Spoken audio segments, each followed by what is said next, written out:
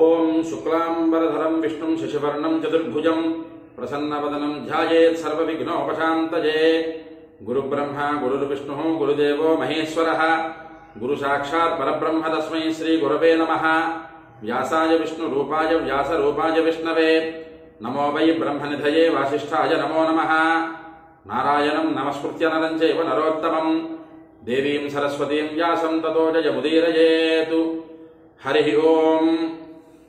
ప్రియ భగవద్బంధువులారా, ఆస్తిక మహాశయులారా, విష్ణు పురాణానికి మనం స్వాగతం పలుకుతూ ఆత్మానం రథనం విద్ధి శరీరం రథమేవతు బుద్ధింతు సారథం విద్ధి మనః ప్రగ్రహమేవచ అనే ఈ శ్లోకం ఆధారంగా మన ఆత్మ, మన శరీరము, మన బుద్ధి, మన మనస్సు ఇవి అన్నీ కూడా ఒక రథంలాగా మారితే ఆ రథాన్ని అధిరోహించినటువంటి శ్రీమన్నారాయణుడు మనకి సద్బుద్ధిని సద్గతులను కలుగజేయుగాక అని మరొక్కసారి స్మరణలోకి తెచ్చుకుంటూ విష్ణు పురాణం 3వ అధ్యాయం మనం చెప్పుకుంటున్నాం.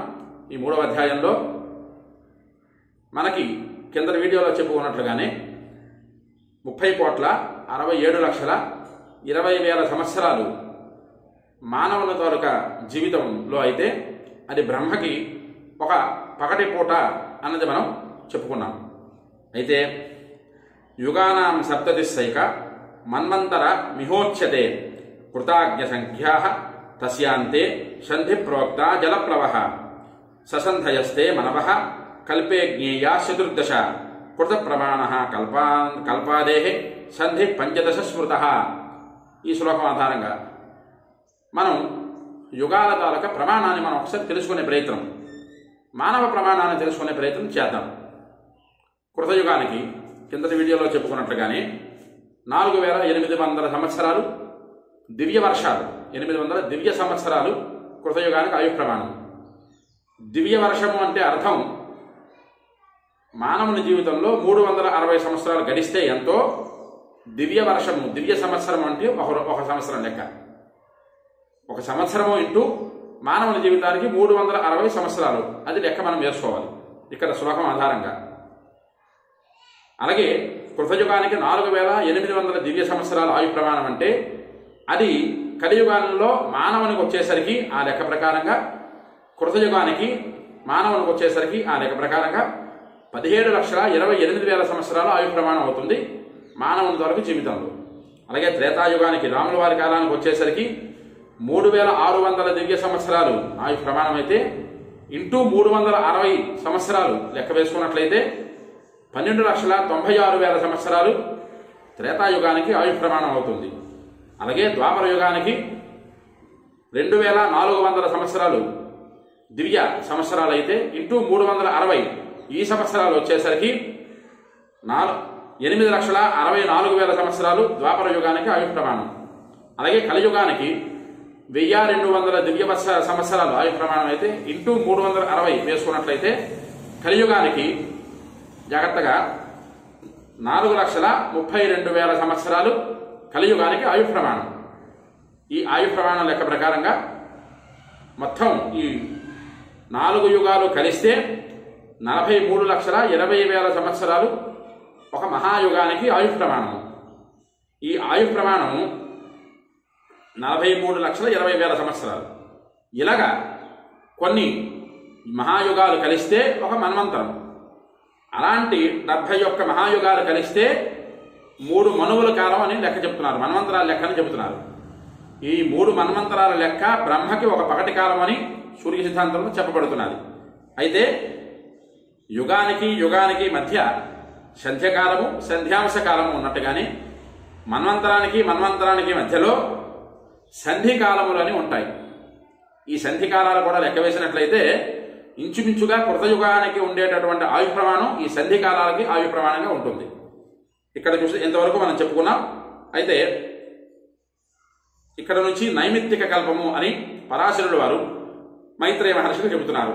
ఈ నైమిత్తిక కల్పం ఏమిటి అన్నది ఒకసారి మనం సంక్షిప్తంగా మనం తెలుసుకునే ప్రయత్నం చేద్దాం. చతుర్దశ గుణో హ్యేష కాలో బ్రహ్మమః స్మృతం బ్రహ్మో నైమిత్తికో నామ తస్యాంతే ప్రతిసంచరః. మన్వంతర కాలానికి 14 రెట్లు బ్రహ్మకి ఒక పగటి కాలం అయినట్లు ఆ 14 రెట్లు ఒక పగటి కాలం బ్రహ్మకి ఎప్పుడైతే పూర్తవుతుందో ఆ బ్రహ్మదేవుడు క్షణకాలం పాటు కొద్ది కాలం పాటు విశ్రాంతి తీసుకుంటాడు. దాన్నే నైమిత్తిక ప్రళయము అంటారు. బాగా మనం చేసేటటువంటి పనుల్లో అలసట బాగా వస్తే చిన్న కునుకుపాటు వేస్తాం చూసారా, ఆ కునుకుపాటుకే నైమిత్తికం అంటారు సంస్కృతంలో. ఉదయం నుంచి సాయంకాలం వరకు మంచి ఎండాకాలం రోహిణీ కార్తెలో ఆఫీసులో కూర్చొని లేదా వివాహ కళ్యాణ మండపంలో కూర్చొని చేసేటప్పుడు వచ్చినటువంటి బడలిక వలన చిన్న రెప్పపాటు ఇలా పడుతుంది. ఆ పడడాన్ని నైమిత్తికము అంటారు. అలాగే బ్రహ్మకి మన్వంతరానికి ఉండేటటువంటి మధ్య సంధికాలం ఆ సమయం అన్నమాట. అది నైమిత్తిక ప్రళయము అంటారు దాన్ని. ఆ క్షణకాలం నైమిత్తికంగా ప్రళయం జరుగుతుంది అని ఇక్కడ పరాశరుడు వారు చెబుతూ, తదాహి దహ్యతే సర్వం త్రైలోక్యం భూద్భువాదికం జనం ప్రయాంతి తప్తారా మహర్లోక నివాసిన అని ఇక్కడ శ్లోకం చెబుతున్నారు. అయితే ఈ నైమిత్తిక ప్రళయము కొన్ని మన్వంతరాలు జరిగేసరికి ఉంటుంది. మన్వంతరానికి మధ్యకాలంలో. ఇలాగ కొన్ని మన్వంతరాలు గడిస్తే కల్పాలు వస్తాయి. ఇన్ని కల్పాలు దాడితే బ్రహ్మకి ఒక రోజు గడుస్తుంది. ఈ లెక్క జాగ్రత్తగా మనం ఈ మన్వంతరాలు ఏమిటి, కల్పాలు ఏమిటి వచ్చేటటువంటి ఘట్టాలను మనం చెప్పుకునే ప్రయత్నం చేద్దాం. అయితే ఈ మన్వంతరాలకి ఇందాక అనుకున్నాం కదా, 3 మనువుల కాలం అంటే 994 మహాయుగాలు గడిస్తే బ్రహ్మకి ఒక పగటి పూట. ఆ ఒక్క పగటి పూట అయిన తర్వాత నైమిత్తిక ప్రళయం బ్రహ్మ సృష్టిస్తాడు. నైమిత్తిక ప్రళయం బ్రహ్మ నిద్రించే సమయంలో నైమిత్తికంగా ప్రళయం జరుగుతుంది. ఆ నైమిత్తిక ప్రళయంలో ఏం జరుగుతుంది అన్నది ఇక్కడ మనం పరాశరుడు వారు చెప్తున్నారు. జాగ్రత్తగా వినే ప్రయత్నం చేద్దాం. భూరులోకం, భువరలోకం, మహరలోకం ఈ 3 లోకాలు కూడా ఈ నైమిత్తిక ప్రళయంలో దగ్ధమైపోతాయి. దగ్ధమైపోవడం అంటే పూర్తిగా భస్మీపటలం అయిపోతాయి. ఎందువల్ల? అగ్నిహోత్రం వలన భస్మీపటలం అవుతాయి. అక్కడ జరిగినటువంటి ఆ అగ్నిహోత్ర ప్రభావానికి మీదన ఉండేటటువంటి లోకంలో, జనోలోకంలో ఉండేటటువంటి భూరులోకం, భువరలోకం, సువరలోకం అనేటటువంటి 3 లోకాలు దగ్ధమైపోతాయి. ఆ తాపం ఎగసి వస్తుంటే మహరలోకంలో నివసించే వారందరూ కూడా తాపార్తులైపోతారు.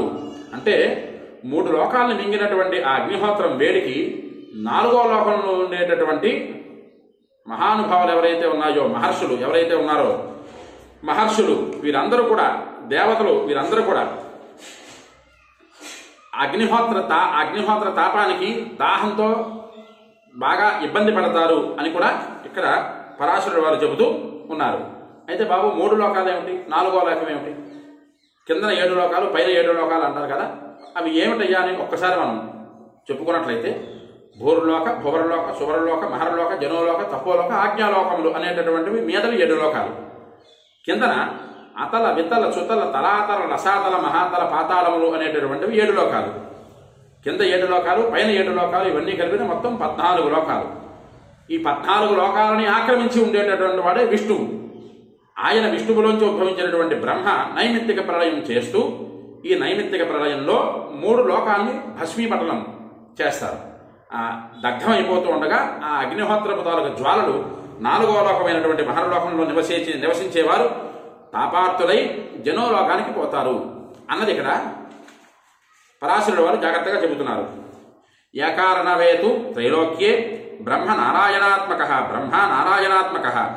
భోగి శయ్యాగత సేతే త్రైలోక్య గ్రాహ బ్రూహిత అన్నది ఒక శ్లోకం. 3 లోకాలు యకారణంగా కాగా బ్రహ్మ నారాయణ స్వరూపుడై ముల్లోకాలను మింగి తృప్తుడై శేషతల్పంతో శయనిస్తాడు.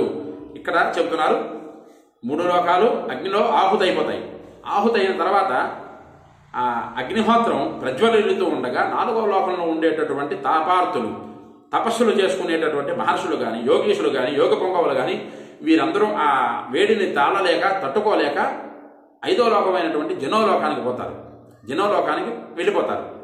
ఇంకా ఆ అగ్నిహోత్రం ప్రజ్వలిల్లకుండా ఉండడానికి బ్రహ్మ విష్ణు స్వరూపాన్ని దాల్చి ఆ 3 లోకాలని తనలోనికే పుచ్చుకుంటాడు. అగ్నిహోత్రంతో సహితంగా తనలోనికే పుచ్చుకుంటాడు అన్నది ఆ శ్లోకం అర్థంగా మనం తెలుసుకోవచ్చు. జనస్థైర్యోగి భిదే సింత్య మానోజ్ఞ సంభవ తత్ప్రమాణం హితాం రాత్రిం తదంతే సృజ్యతే పునః. ఈ శ్లోకం జాగ్రత్తగా జనోలోక వాసుడైనటువంటి యోగీశ్వరుడు పరమేశ్వరుడైనటువంటి శ్రీమన్నారాయణుణ్ణి ధ్యానిస్తూ ఉండగా పద్మసంభవుడైన బ్రహ్మ తన పగటి కాలమంతా రాత్రి సమయం గడిచిన తర్వాత పునఃసృష్టి ప్రారంభం చేస్తారు. తత్ప్రమాణం హితాం రాత్రి తదంతే సృజ్యతే పునః అని ఆ శ్లోకం తాలూకు అర్థం. పగటిపూట అంతా కూడా చాలా శ్రద్ధతో బ్రహ్మ సృజించినటువంటి సృష్టి యావత్తుని కూడా 3 లోకాలలో ఉండేటటువంటి సృష్టి మొత్తం ఈ సంధ్యకాలంలో అగ్నిహోత్రానికి బలైపోయినటువంటి ఆ సృష్టిని విష్ణువు నారాయణుడు తనలోనికి పుచ్చుకున్న తర్వాత పద్మసంభవుడైనటువంటి బ్రహ్మ ఆ నైమిత్తిక ప్రళయం పూర్తి కాగానే ఆ సంధికాలం పూర్తి అయిపోయిన వెంటనే మరలా పునఃసృష్టి ప్రారంభం చేస్తారు అని ఈ శ్లోకం అర్థంగా మనకు తెలుస్తున్నది. యావంతు బ్రహ్మణో వర్షమేవం వర్ష శతం చేయతు శతం హితస్య వర్షానాం పరమాయుర్మహాత్మనః. అట్టి అహోరాత్రాలతో కూడిన కాలం దినమై క్రమంగా ఒక వర్షమై అట్టి 100 వర్షాలు ఆ మహాత్ముడైన బ్రహ్మకు పరమాయువు అయింది అని ఇక్కడ చెబుతున్నారు. జాగ్రత్తగా ఒకసారి చూడండి. అహోరాత్రాలు కూడుకున్నటువంటి ఒక రోజు, అటువంటి రోజులు 360 రోజులు బ్రహ్మకి ఒక పగటి కాలంగా లెక్క వేసుకొని ఆ పగటి కాలంలో సృష్టించినటువంటి సృష్టిని నారాయణుడు పుచ్చుకున్న తర్వాత మరలా ఆ సంధికాలం పూర్తయిపోయి నైమిత్తిక ప్రళయం పూర్తయిపోయి బ్రహ్మదేవుడు మరలా సృష్టిస్తూ మహాత్ముడైనటువంటి బ్రహ్మ 100 సంవత్సరాలు 100 దివ్య సంవత్సరాలు సృష్టిని చేస్తూ కొనసాగిస్తూ ఈ ప్రకారంగా ఉంటాడు అన్నది ఈ శ్లోకం ఆధారంగా మనం తెలుసుకోవచ్చును. ఏకమస్య వ్యతీతస్తు పరార్థం బ్రహ్మణో నఘ తస్యాంతే భూన్మహాకల్ప పద్మ ఇత్యభిధీయతే. పరాశరుడు వారు మైత్రేయ మహర్షికి చెబుతూ ఆయువులో ఒక పరార్థం గడిచిపోయింది అంటే 100 సంవత్సరాలు ఆయుర్దాయం బ్రహ్మదేవుడికి, అందులో ఒక పగటి పూట గడిచిపోయింది. పరార్థం అంటే పగటి పూట. ఆ మొదటి పరార్థం యొక్క అంతంలో ఒక మహాకల్పం అయిపోతుంది. జాగ్రత్తగా ఒక పగటి కాలం పూర్తయిపోతుంది. పగటి కాలం అంటే మన లెక్క ప్రకారంగా కొన్ని మహాయుగాలు అంటే 994 మహాయుగాలు. ఆ మహాయుగాలు పూర్తయ్యేసరికి చక్కగా మన్వంతరాలు 3 మన్వంతరాలు పూర్తయ్యేసరికి ఒక నైమిత్తికమైనటువంటి ప్రళయం సంభవించి ఆ సంభవించినటువంటి ప్రళయంలో కొన్ని లోకాలు భస్మీపటనమైపోతే నారాయణుడు తనలోకే ఆ భస్మీపటనమైనటువంటి లోకాన్ని పుచ్చుకొని మరలా పద్మసంభవుడైనటువంటి బ్రహ్మచేత ఉద్భవింపగా ఆ ఒక ప్రళయకాలంలో ఒక కల్పం గడిచిపోతుంది, ఒక కల్పం తయారవుతుంది అని ఇక్కడ పరాశరుడు వారు మైత్రేయ మహర్షికి చెబుతున్నారు. ద్వితీయస్య పరార్థస్య వర్తమానస్య వైద్విజ వారాహ ఇది కల్పోయం ప్రథమం పరికీర్తిత. ఇప్పుడు జరుగుతున్నది ద్వితీయ పరార్థం యొక్క వరాహ కల్పం అని మొదటి కల్పంగా ప్రశస్తి వహించింది అన్నది ఇక్కడ పరాశరుడు వారు మైత్రేయ మహర్షి చెబుతున్నారు. అంటే మనం ఇక్కడ అర్థం చేసుకోవాల్సింది ఏంటయ్యా అంటే బ్రహ్మ తన ఆయు ప్రమాణంలో 100 సంవత్సరాల కాలం పాటు సృష్టిని సృజించి ఆ సృజించినటువంటి సృష్టిని యావత్తూ కూడా విష్ణువు స్థితి చేసినటువంటి విష్ణుమూర్తి ఈశ్వర రూపంలోకి మారి అంతటిని కూడా తనలోకి పుచ్చుకున్న తర్వాత ఒక కల్పం గడుస్తుంది అన్నది ఇక్కడ పరాశరుడు వారు చెబుతున్నారు. ద్వితీయ పరార్థే చూడండి, ఇక్కడ పరార్థము అన్నది జాగ్రత్తగా మనం పట్టుకోవాలి. 100 సంవత్సరాల ఆయు ప్రమాణంలో సగభాగం పరార్థము, మరొక సగభాగం పదార్థము అని మనం కింద వీడియోలో మనం కింద ఘట్టాల్లో మనం చెప్పుకున్నాం. ఇక్కడికి వచ్చేసరికి ద్వితీయ పరార్థము యొక్క ఆయు ప్రమాణం ప్రారంభమవుతుంది కాబట్టి ఒక పదార్థము గడిచిపోయింది అంటే ఒక కల్పం గడిచిపోయింది, ఇంకొక కల్పం ప్రారంభమవుతుంది కాబట్టి దీన్ని వరాహ కల్పము అంటారు అని పరాశరుడు వారు ఇక్కడ జాగ్రత్తగా చెబుతున్నారు. ఈ ఘట్టం పూర్తవగానే 3వ అధ్యాయం పూర్తయిన తర్వాత మైత్రేయ మహర్షి అడిగినటువంటి ఒక ప్రశ్న, అసలు కల్పాలు ఏమిటి, మన్వంతరాలు ఏమి, యుగాలంటే మనం తెలుసు, కృతయుగం, త్రేతాయుగం, ద్వాపరయుగం, కలియుగం, ఇవి ఏమిటన్నది మనం తెలుసుకున్నాం. అయితే ఈ ఇన్ని యుగాలు కలిస్తే ఒక మన్వంతరం అంటారు కదా, ఎన్ని మన్వంతరాలు, అసలు ఇన్ని మన్వంతరాలు కలిస్తే ఒక కల్పం అంటారు కదా, అవి ఎన్ని కల్పాలు, అసలు ఈ కల్పాలు ఎన్ని కల్పాలు గడిస్తే బ్రహ్మకి 100 సంవత్సరాలు గడుస్తుంది అన్నది ఇవన్నీ కూడా మైత్రేయ మహర్షి పరాశరుడు వారికి 4వ అధ్యాయంలో అడుగుతారు. ఈ 4వ అధ్యాయం దాటిన తర్వాత 5వ అధ్యాయం ఇవన్నీ కూడా ఆయు ప్రమాణము, బ్రహ్మ సృష్టి, విష్ణుమూర్తి తాలూక శక్తి స్వరూపము, ఇవన్నీ కూడా ఎందుకు మనం ప్రతి ఒక్క శ్లోకము విడమర్చి చెప్పుకునేడానికి ప్రయత్నం చేస్తున్నామంటే పురాణంలాగా చెప్పుకోకూడదు కదా, అది మనకు అర్థమయ్యేలాగా ఉండాలి కదా అన్న తాపత్రయం తప్ప మనోడు కాదు. అంచేత ఈ 3వ అధ్యాయం ఇక్కడితో పరిసమాప్తం చేసుకుంటూ ద్వితీయస్య పరార్థస్య వర్తమానస్య వైద్విజ వరాహ ఇది కల్పోయం ప్రథమ పరికీర్తిత. ప్రథమ పదార్థంలో ఒక కల్పం గడిచిపోయింది, ఇక్కడ ద్వితీయ పదార్థము. ఈ ద్వితీయ పదార్థంలో వరాహ కల్పం అనేటటువంటిది వచ్చింది. అయితే ప్రథమ కల్పం ఏంటి? మనం మహాసంకల్పం ప్రథమ కల్పే, ప్రథమ మాసే, ప్రథమ పక్షే, ప్రథమే హని, ద్వితీయ యామే, తృతీయ ముహూర్తే, ప్రథమ ప్రాణాయామ కాలే, పార్థివ కల్ప, కూర్మకల్ప, ఇవన్నీ మనం చెప్పుకుంటాం కదా. ఈ మహాసంకల్పం అయితే ఈ రోజుల్లో విన్నవాడు చెప్పినవారు లేరు, విన్నవాడు లేడు. కానీ అయితే ఈ సంకల్పంలో ఉండేటటువంటి విశేషం ఏంటి, ఆ కల్పాలు ఎన్నున్నాయి, మన్వంతరాలు ఎన్నున్నాయి, ఇవన్నీ కూడా 4వ అధ్యాయంలో మైత్రేయ మహర్షి అడుగుతారు. ప్రశ్న వేసేటటువంటి ప్రశ్నకి పరాశరుడు వారు ఎంతటి చక్కనైనటువంటి సమాధానాన్ని ఆయన చెప్పారో మనం తెలుసుకునే ప్రయత్నం చేద్దాం. ఈ విష్ణు పురాణాన్ని అందరూ కూడా ఫాలో అవ్వండి. ఈ ఛానల్ని అందరూ సబ్స్క్రైబ్ చేసుకోండి. విష్ణు పురాణాన్ని మీరు వినండి, 10 మంది చేత వినింపజేసి తరింపజేయండి, మీరు తరించండి. అలాగే ఈ వీడియో నచ్చినట్లయితే లైక్ కొట్టండి, అందరికీ షేర్ చేయండి. ముఖ్యంగా అందరూ కూడా ఈ ఛానల్ని ఆదరిస్తారని మరీ ఆశిస్తూ హరి ఓం స్వస్తి.